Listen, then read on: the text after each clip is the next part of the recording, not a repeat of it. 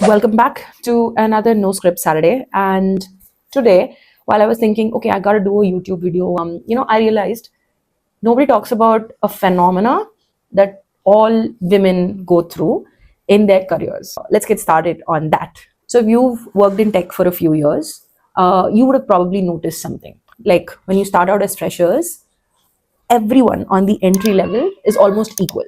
But as you go up your career ladder, the number of women on top of that career ladder or even growing to that career ladder are less. Like let's talk about, ELTs and SLTs and so many XLT teams that are there who have majority of men presiding over it versus the number of women in those roles. And I'd say people have opinions about this, and I have mine. So let's talk about that. Hey, I'm Namita, and I have around 15 years in tech. And this particular video that I'm talking about is a phenomena that I had to go through personally. So I think I'm qualified enough to share my 2 cents on this. So if you are sticking around to knowing what I feel about women in tech and how we are actually not on the top of the career ladders, stay around. So let's start from the very beginning. So, like when we step out of college, say around 20, 21 years, everyone's treated as equal. Like both men and women go through the same rigor. They have campus placements, same kind of exams, same kind of rigor, same kind of trainings, same kind of salary ranges, and even sometimes same kind of appraisal meetings and feedbacks being given, right? So it's safe to say that we all started out, whether you're a man or a woman, you all started out at the same starting line. Now, when we fast forward, life looks a little different. And what I mean by a little different is around your age of 25 and odd, you have a lot of other stressors that are coming in to attack you, right? And especially if you're a woman. Like there's marriage pressure, there's family pressures, there's expectations, there's societal pressures, and social timelines that you need to follow, right? So what happens is some people marry around the age of say 25 to 30, and you're it depends, completely personal opinions, and there are people who get married at a very young age, and there are people who get married a little later once they little kind of like literally settle down a little and all of that.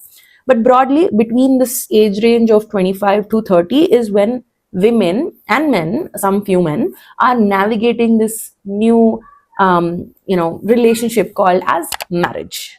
And as we progress a little, like from the age of 30 to like 40s and later 30s and all of that, you're navigating another pressure where people are very interested, your neighbors are really interested, you're even I had a friend who told me that her tailor was very interested in her when she was going to give a baby. So it's really intriguing that everybody is interested in your own personal space, right? So that's an added pressure that you have, and people are giving birth, people are getting people are having children, and they're also juggling a lot of family pressures, they're also juggling children, they're also juggling postpartum, a lot of stuff happening during that time. Now at the same time, your leadership window, right? So this particular window of 30 to 35 is when your career is ready to accelerate.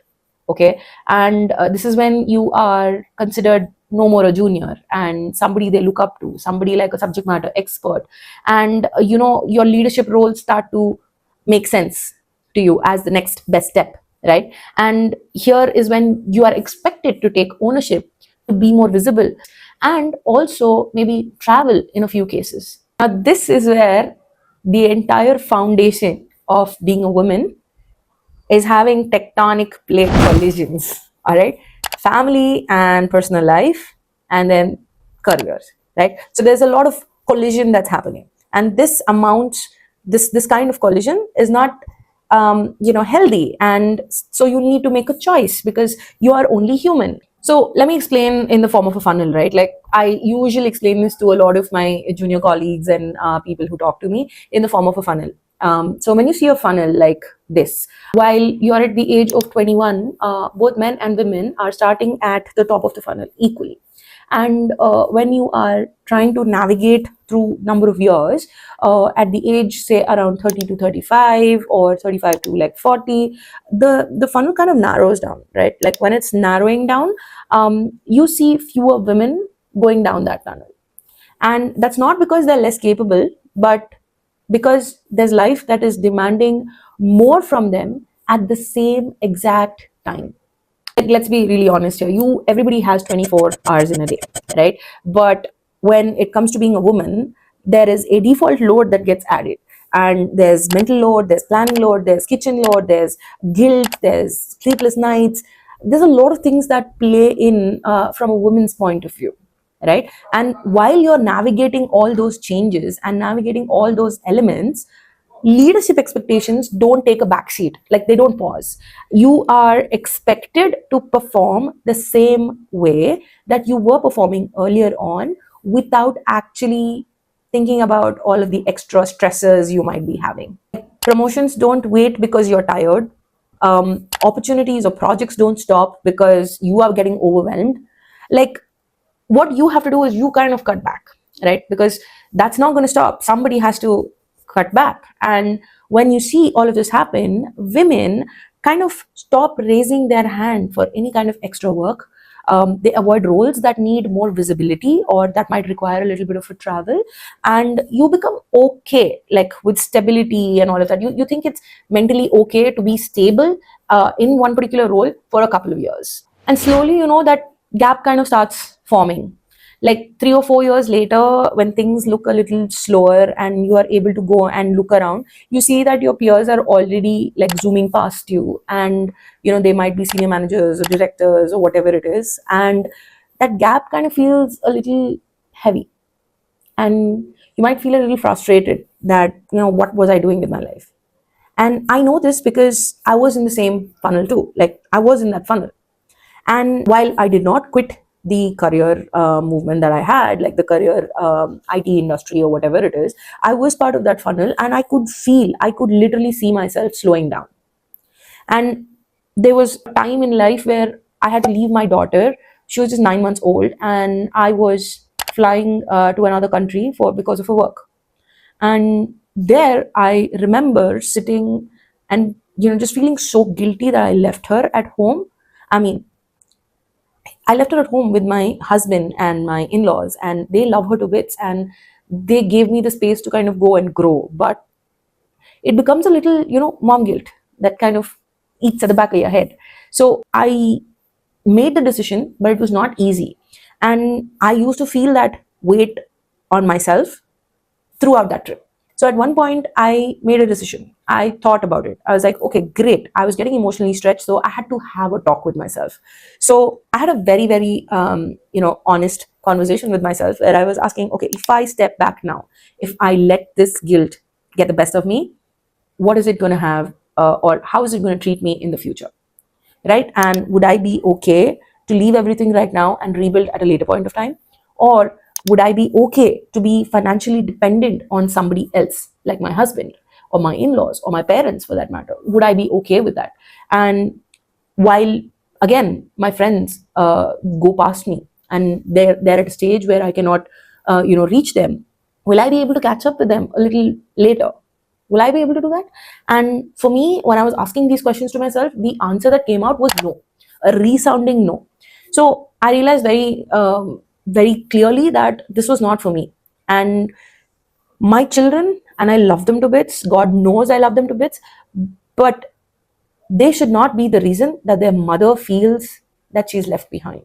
That's going to be emotionally taxing, and that's going to be bad juju that you're going to be passing on to your kids. I used to see this video by Indra Nooyi, and she talks about how being a CEO of PepsiCo, and her daughter used to play in boardrooms and all of that while she was working on Saturday and Sunday, and that helped me ease into into the chaos that was happening in my career.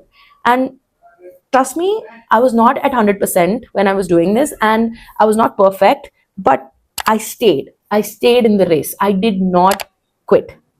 Right? Again, Many people are entitled to their own choices, but for me, I felt that that was not the right decision at that time. And basically, I feel that's a key point or a key difference that you see, right? So women don't fall behind because they are less ambitious or less talented than anybody else, but they fall behind because of the two tectonic plates, like the leadership window and the motherhood window kind of overlap.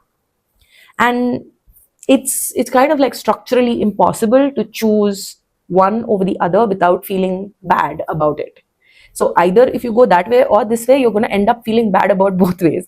So it's just a conscious decision that you need to take, and just default the expectations that are being set by the society. You do you, right? So how do you survive this? Like, take it as an example from me. How do you survive the mom guilt? How do you survive all of these changes? First of all is to accept, right? Like, it's accept that this is going to be an intense phase, and you cannot operate on full battery mode all the time. You will be sleep deprived, and that's okay. Show up even for like 5%, and that's great. So don't try to disappear completely. Just stay in touch. Like, even if you slow down, try to be a little visible and try to stay a little involved. Try to stay in the game, connected in a way that it can grow in some form. Because this is about momentum, right? Like, so even at 40, 50 speed, you do have momentum. So, like, you know that saying where it says, rolling stone gathers no moss? That's exactly what we want to do here, right? And second is, be okay to have uncomfortable conversations at home and at work, right? Sometimes you cannot take a call at 12:30 a.m. in the morning because your child is sleeping, or you got to get your child to bed, or you're working on a midnight and your child's crying. Maybe you can ask your husband to kind of help you out, right? So be prepared to have these uncomfortable situations and conversations both at the workplace and at home, because support does not automatically come into our lap. We need to ask for it. We need to be vocal about it. You need to discuss what the roles and responsibilities are at both places to ensure there is some kind of support that is being given to you. Third thing that I would say is, make peace with pressure, because career growth comes with pressure. Parenting is also going to come with pressure, and you cannot eliminate pressure. Okay, so you can decide whether you like what kind of pressure you're taking. Does it have a purpose? Does it serve a purpose? And for me, at that point of time, I was willing to take the pressure to make sure that I was moving forward. And sometimes I feel that I don't want to take the pressure of societal expectations just to meet societal expectations. For me, pressure is something that needs to have a purpose. If I'm going through a certain thing and that's pressurizing me, I need to have a good outcome that's coming out of that pressure. So this phase is kind of like predictable. You need to know what to do and which one to agree on, like which one you are okay to take pressure with, right? So you can build your skills, you can try to be financially independent, you can choose a partner who's going to respect your ambition and stay by you when you're trying to achieve that ambition, right? And have real conversations before you're actually overwhelmed. I have been really lucky in my life where I was able to have certain conversations with so many people very early on before I felt I was overwhelmed. So if you're in that collision zone of ages 30 to 38 and you feel like you are slipping behind, I need you to hear this.